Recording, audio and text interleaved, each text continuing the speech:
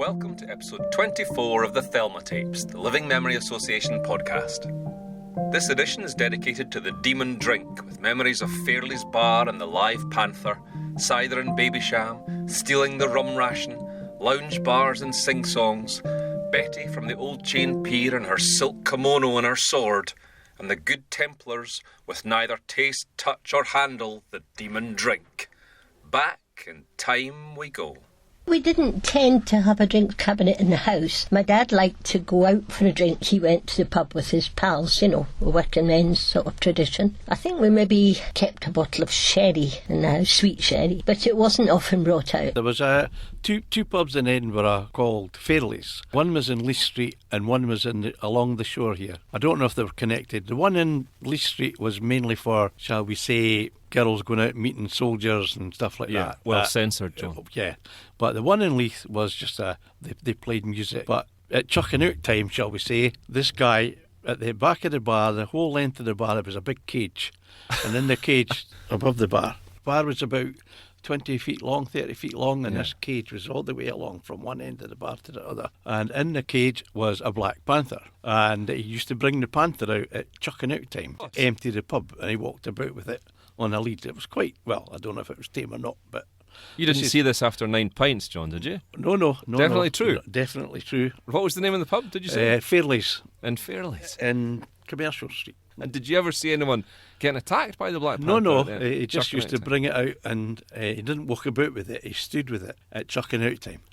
And so was it sitting next to him sort of like a dog? Or No, it would walk up and down. Yeah, but when he got it out? Well, it stayed beside him, yes. God, that is the most impressive last orders device I've ever heard of. That was it. We actually couldn't believe it when we first saw it. But during the night, it would just walk the length of the bar and then turn and come back inside this cage.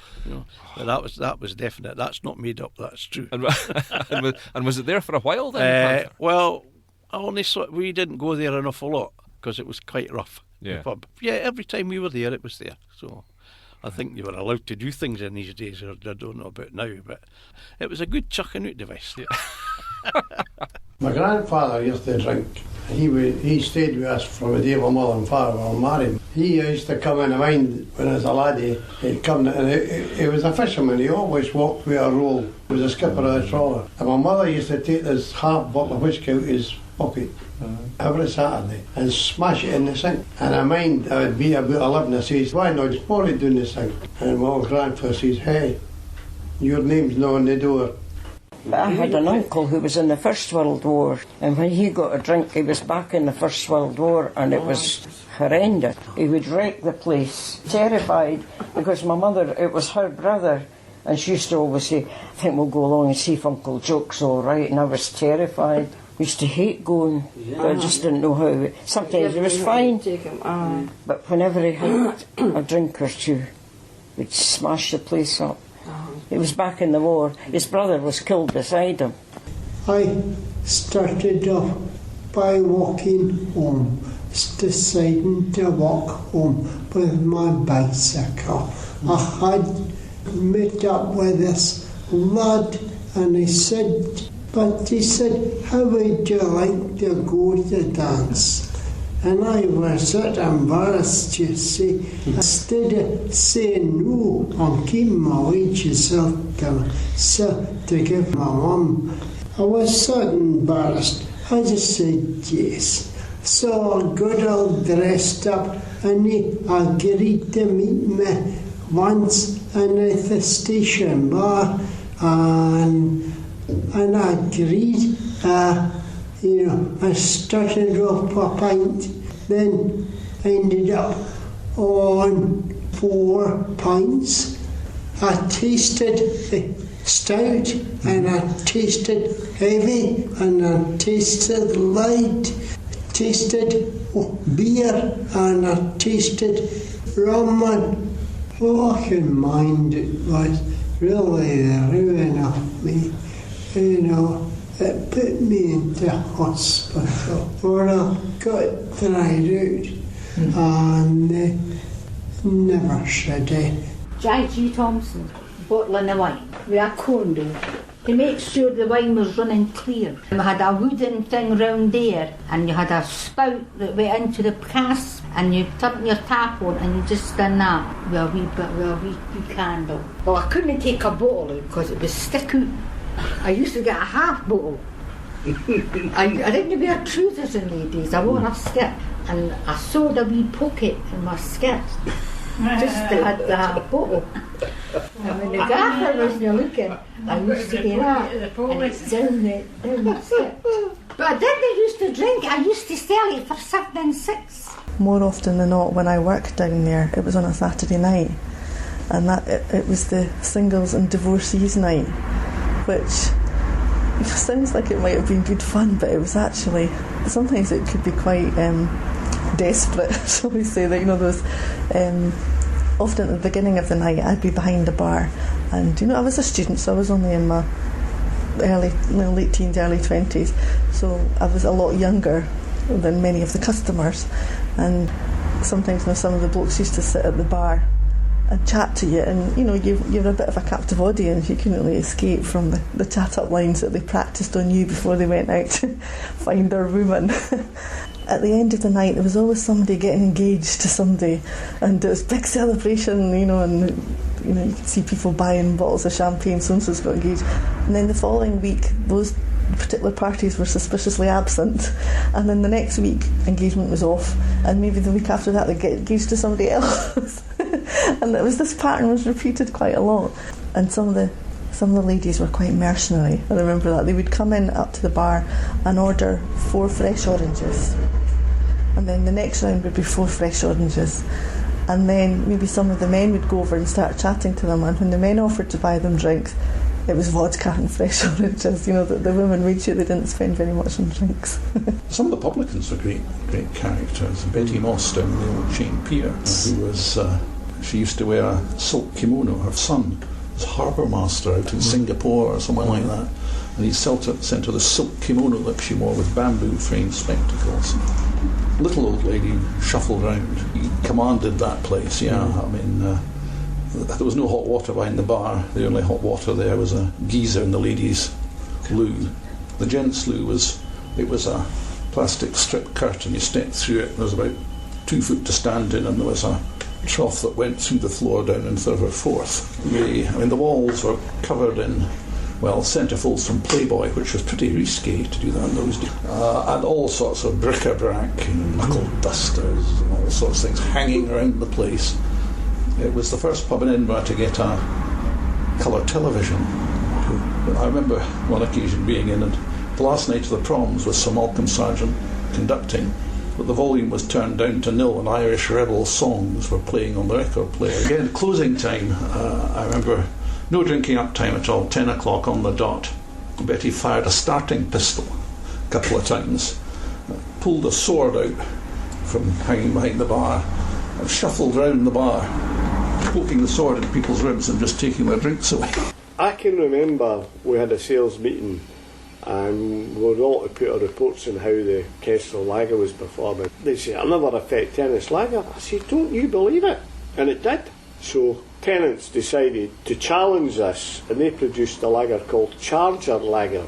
And the strange thing was, in Scotland you've got the Celtic Rangers, and it's strong feelings, a lot of them, particularly in some of the sort of Port Glasgow areas and that. And the Kestrel became known as Celtic Lager because of the green and white can. And then Charger came on, and it was predominantly blue, so the Rangers supporters would drink the Charger that are looking for cheap lager as against the Kestrel Lager, the green and white. It's only recently I found he was kicked out of the Royal Scots for stealing the company's rum ration. Kicked out for that. Well, they take that very seriously. Yeah. And yet, he was still so much a Royal Scot, Funny, you couldn't praise them enough. How often would your dad go to the pub? Every Friday night, for sure. My mum didn't really approve because she came back a bit steamy, usually. And she never went to the pub, did she? No. It was strictly a man's place. It was a man's place, but his job was the ganger of a gang of labourers for the electricity board. They dug trenches to put cables in. So because he was the ganger, maybe it was a wee bit status thing to go to the pub with the men. And right, so even though maybe he was the boss, he went with the men. Well, he wasn't a boss as such. He was just one step above the labourers, really. They would maybe buy him a drink, and he liked to be one of the boys. But the pub shut at 10 o'clock in the days, so the only place you could get a drink was in the club. In a club, yeah. So we used to go to the bowling club, and to get in the gate, you had to have an old penny, and you used to finger the lock to open the gate to get into the building. We went along this night. It was 6 and all. This night we went along, and always reminded us it was what do you call him, John Mill's daughter, Julie. Julie. Oh yeah. Julie. Me, Bobby, can't remember who else was. Or it might only been the 3 of us, but not right enough. We went along, anyway, I'd got this thing to open the door. And Bobby, he decided he would climb out the railing. The next thing, splat east, in the store on the other side. And we just walked away and left him. Oh, that's rotten. We got in the pub, I think we were in there 3 or 4 in the morning. I think maybe quite a young teenager or mid-teens going to an auntie's house at New Year and being given a very sweet advocate that she had made, and it was very sweet and sickly. I didn't like it. What I do remember enjoying to drink was baby sham, which was very much a girl's drink in the 60s, and maybe at age 16 or 17. I didn't drink very much. I never have drunk very much, but I did like a martini and lemonade and cider and baby sham. And cider and baby sham, yeah, that was a popular drink for women, right enough. Yeah. But it was a very light drink, sort of Prosecco type drink, I suppose, but and sweet. And it was always served in that quite glamorous little glass. The kind that's sort of like a bowl shape with a stem, and on the bottle they had it was a blue label with a little yellow deer, the baby sham, leaping on it. Yeah, I remember it from the advert. Remember the advert where the tough guy swaggers up to the bar and pushes people out the way, and it's, I'll have a baby sham. I don't remember that. It was in the 70s, and I think the message it was getting across was that even if you're a tough guy, you could order a baby sham. Yeah. And it arrived in that glass that you described. Yes. It was a very particular baby sham glass. And you had to hold it a certain way. Yeah. And it looked elegant when you held it. But the dancing was in the Royal Hotel, which was quite nice. It wasn't a pub, but it did have a bar. Women didn't go in themselves. There's all these wee cupboards, as I call them, when you went didn't go into the bar, ladies. They're just a wee box, and they had a wee counter, and they served the ladies if they wanted something, a bottle of something, I didn't go in very often, Like a wee snug bar. What's a snug bar? Well, it was the one that was off the main bar, and it had a kind of wee partition. It would be. Yeah. They either called it a jug bar or a snug bar. Yeah. There was a time when women would go in with a jug and get beer in it and take it back out to back home for their husband to. We more or less, we didn't drink. We went to coffee bars. My gran and granddad would always go to the Royal Overseas Club on Princess Street on Friday night. Quite posh though. Yes, it was. But they were members there, and very occasionally would they go out on the Saturday night, but it tended to be the big Friday night was the big occasion. The night, yes. But in my later teens, I remember being bought a gin and tonic. It was a little bit naughty because I maybe wasn't quite 18 at the time. This is in Cooper, Cooper, right, okay. The Royal Hotel. I didn't go out to pubs as such. My mum didn't do it, so I tended not to do it either. So it was more the dancing than... Yes, it was the bar in the hotel where the dancing was. If you were going to the dancing, the guys would go for a pint first before coming, but it's no thing that any of my pals and that done. We just went straight to the dancing. And you didn't stay in and have a bottle of wine first either, like they do nowadays. You just went to the dancing. Of course, the pub shut at 10 o'clock, so the guys would normally show up about then. But if they were too drunk, they didn't get into the dancing anyway, so they had to always look as if they were all together, so to speak. Right, yep. For them to get in.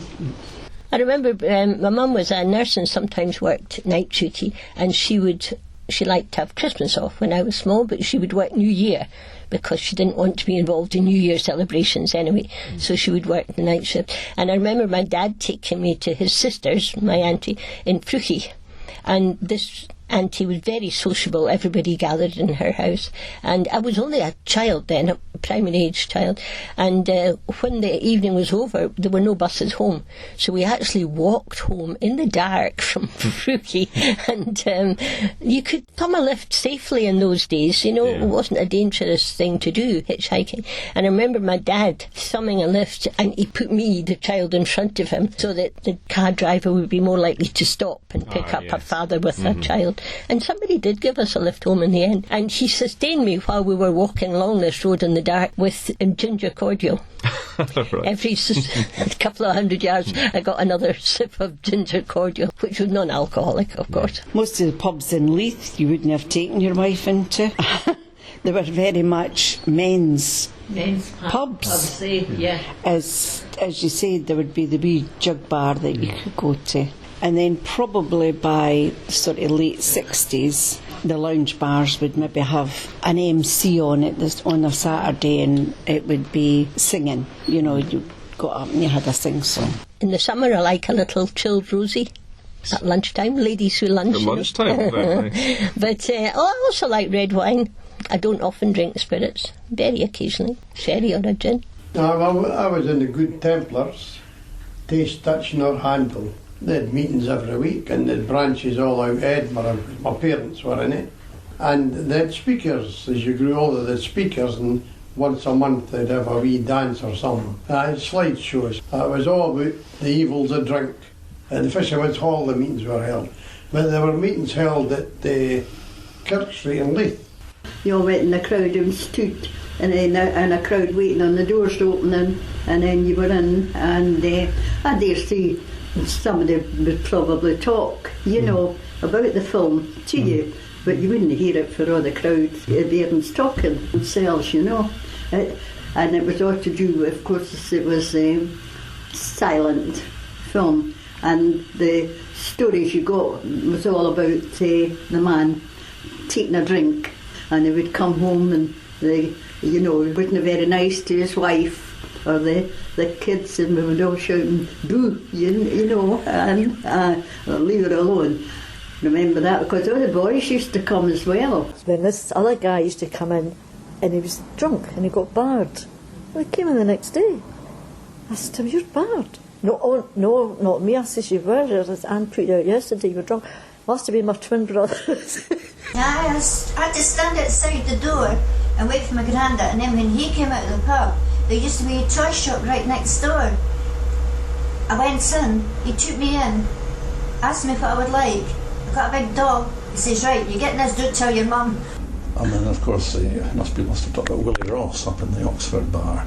But, I mean, Willie he liked regulars, he didn't like strangers. Wasn't too keen on women. There was one lady from the plumbers across the road that drank large gins that was fully accepted. But he wouldn't have lager, wouldn't have food. I've seen him, a customer came in, he always had Glenmorangie on the optics, very keen on whiskey, and I've seen him throw someone out. They came in, looked around the bar, silence because it was a stranger, and that's all they went, "I'll have a Glenmorangie, please," you see. That was okay, so he got poured that, handed over. Willie took the money, and the chap then passed the lemonade, because a bottle of lemonade on the counter as often was, you see. At which point Willie whirled round, slammed the chap's money back down on the counter, took the mortgage away and said, "Get out!"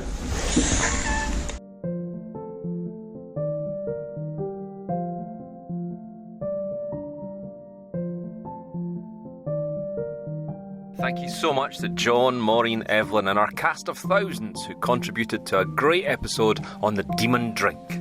If you have a story to share, please pop in to see us at the Little Shop of Memory on the second floor of Ocean Terminal right beside Debenhams, or you can visit us on our Facebook page, just type in the Living Memory Association. You can also see our fabulous slideshows on our YouTube channel, and you can follow us on Twitter at Thelma Scotland. You can also send us an email, comhist@googlemail.com, if you'd like to get in touch, and we'd love to see you here telling stories. Until next time, we bid you farewell.